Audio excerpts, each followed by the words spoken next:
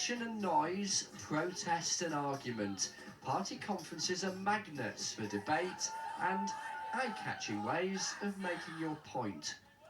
But they are also a showcase for the party in question.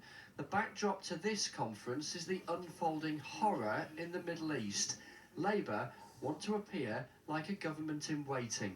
Israel has every right to defend herself, and the perpetrators of this have deliberately pushed back the prospect of peace agreements, peace talks, and so an appalling act of terrorism. And I think everybody is shocked. That word, terrorism, to describe the attacks by Hamas matters here and matches the government's language. Do you condemn it? Under its last leader, Jeremy Corbyn, Labour was riven by rows about being anti-Jewish. He was even thrown out of the parliamentary party over it. Today, he said, And calling for an end to the occupation of Palestine, which of course is fundamentally the background to the whole issue. Obviously, all attacks are wrong. Over the next few days here, expect Labour to set out some new policies. They want wealthy folk whose permanent home is outside the UK to pay more tax here. They now say they'd use the money to try to get waiting lists down in England.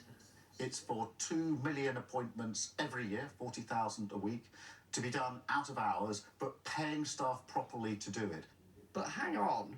Given some doctors are working in the private sector at the weekends, won't you actually have to change their contracts to make this happen? You don't need to change the contracts for this because we will pay at the proper rates for out of hours. It's basically more than they get in the private sector. Well, this is to pay out of hours, and many of them is that more than they get in the private sector?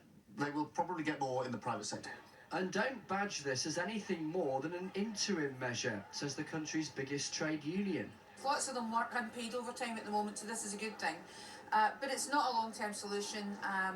It's a good way of temporarily improving things when Labour come to government. This is a conference of cautious smiles, a party at ease with itself and daring to believe it can win. You know, there is quite a contrast with the Conservative conference of a week ago, which was an attention-seeking, noise-generating affair.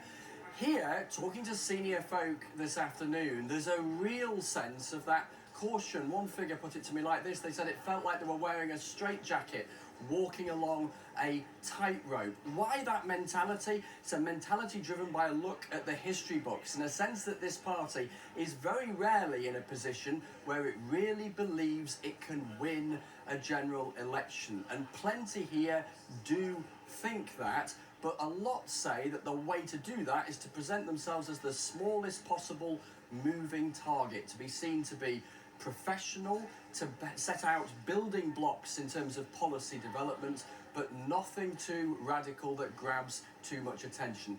It can mean, though, that critics and the Conservatives are saying this, that they are the ones full of the big ideas and Labour are not. The focus tomorrow will switch to the economy and Labour's desire to turbocharge economic growth and be trusted by businesses.